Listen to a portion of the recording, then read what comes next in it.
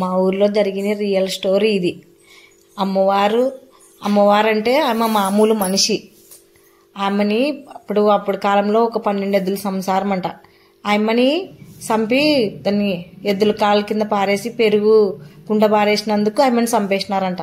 చంపేసి బావిలో పారేసినారు. ఒక తోటలో బావిలో పాడేసిన తర్వాత ఇంకా ఆయమ్మ పోయి వాళ్ళ పుట్టింటోళ్ళకి చెప్పిందంట, నన్ను చంపేసి పారేసిపోయినారు నాన్న అని చెప్తే వాళ్ళ అమ్మ వాళ్ళ ఆయన వాళ్ళు వచ్చి కేసు పెట్టినారు వాళ్ళ మీద.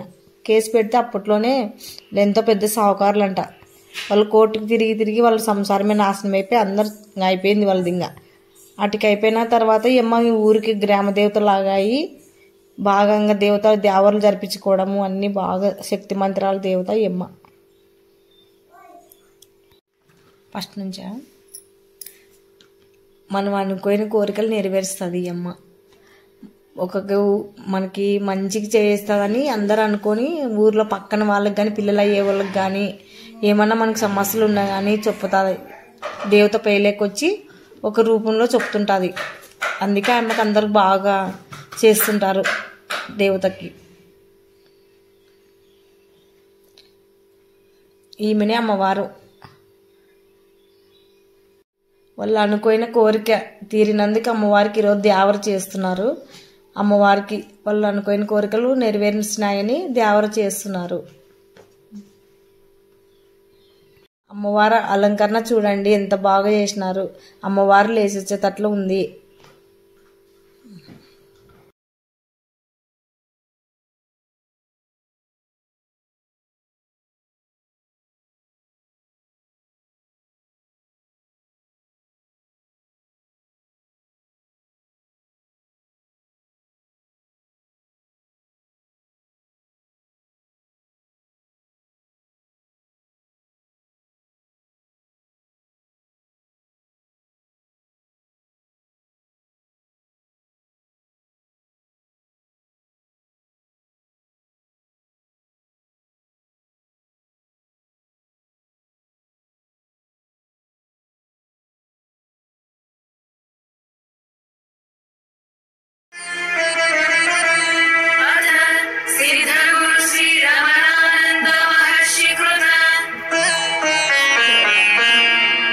षट्श्लोकात्मका